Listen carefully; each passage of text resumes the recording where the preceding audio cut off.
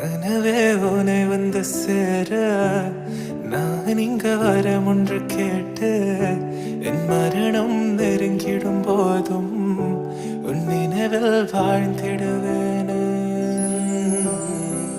தீராத துயரத்தில் நானும் காற்றோடேன் கலந்தாய் நீயும் நீங்காத நினைவொளியான அன்பே அன்பே.